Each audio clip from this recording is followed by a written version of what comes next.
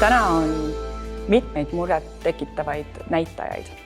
Nimelt ennustatakse, et aastaks 2050 on ookeanis rohkem plasti kui kala ning meil on jäänud alla 7 aasta, et jääda alla 1,5 kraadi kliima soojenemise ja ennetada katastroofilisi tagajärgi. Suurima keskkonnaalase mõju annavad oma transpordi, energiakasutuse ja toitumise ülevaatamine ning jätkusuutliku tarbimise ABC reeglid on ebavajalikust keeldumine, oma vajaduste kärpimine, korduskasutamine ja ideaalsete toodete leidmine, jäätmete käitlemine ja ringlusesse suunamine ning kompostimine.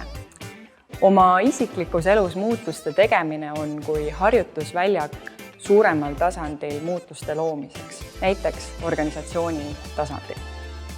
Kuigi enamiku tarbimisvalikuid teeme me väljaspool kodu, siis hea on alustada just kodus inventuuri tegemisest ja vaatamisest, millist prügi ma tekitan, mida ma liiga palju tarbin ning milliste kodus olemasolevate vahenditega saaksin vähem tarbida ja tarbimist ennetada. Järk-järgult võib koju ühekordse asemele tuua korduskasutatavaid ja jätkusuutlikke alternatiive, kuid mingil hetkel saab meie enda võimekus otsa ja siin on hea näiteks annetada kompenseerimisprogrammidesse nagu Team Climate ja teha valimistel tarku otsuseid.